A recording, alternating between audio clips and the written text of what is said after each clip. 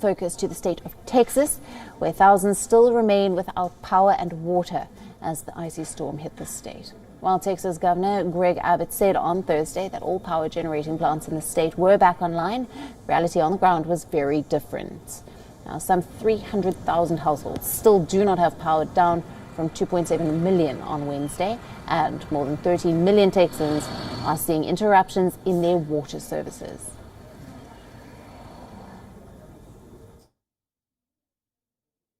We have already begun the process to make sure that events like this never again happen in Texas. And that starts with reforming the agency in charge of electric reliability in Texas, which is ERCOT. What happened this week to our fellow Texans is absolutely unacceptable and can never be replicated again.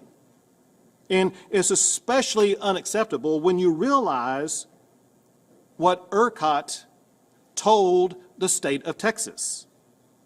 They said 5 days before the winter storm hit, the ERCOT CEO assured ERCOT, and I quote, "We're ready for the cold temperatures coming our way."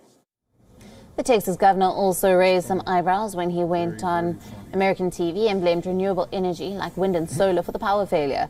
And it's not just the governor who has come under fire for his handling of the situation. U.S. Senator Ted Cruz faced heavy backlash after he was spotted flying out of Cancun with his family in the middle of the crisis. The Republican then cut his trip short after his travels were reported and said that he was returning to get to the bottom of what happened. It was obviously a mistake, and in hindsight, I wouldn't have done it. I was trying to be a dad, and all of us have made decisions. When you've got two girls who've been cold for two days and haven't had heater power, and they're saying, "Hey, look, we don't have school. Why don't we go? Let's get out of here." I think there are a lot of parents that'd be like, "All right, if I can do this, great." That's what I wanted to do. As I said, really from the moment I sat on the plane, I began really second-guessing that decision and saying, look, I know why we're doing this, but I've also got responsibilities. And it had been my intention to be able to work remotely, to be on the phone, to be on internet, to be on Zoom, to be engaged. But I needed to be here, and that's why I came back. Meanwhile, Mexico's president has asked citizens to use less electricity as a measure to help overcome shortages of natural gas from Texas. Mexico generates the majority of its power from natural gas, which is mostly imported from the United States. Ayuden consumiendo menos, todos los mexicanos. Ya está resuelto prácticamente el problema, pero vamos todos a ayudar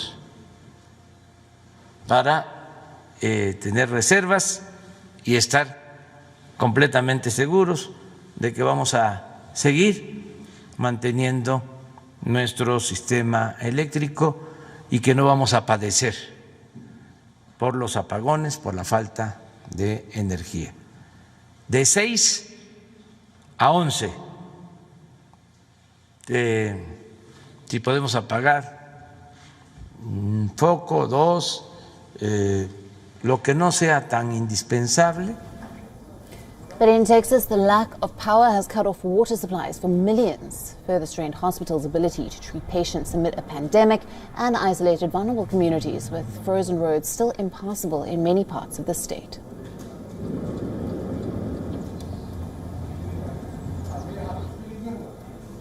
Hundreds of thousands of homes in Texas are experiencing days without electricity. Some are even without water. Now, one such Texas resident is Noel Cepeda, whose house was flooded with icy water after a pipe burst in the ceiling. With no water in the house, Noel has been forced to scrape ice and snow from outside to have water.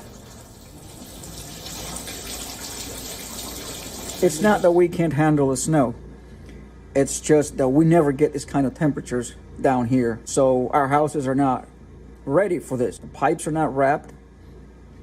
Obviously, the electrical grid can't handle this. We don't have the cleanup crews for this kind of snow, for this kind of ice, like they do up north. I hope that from now on we have something in place.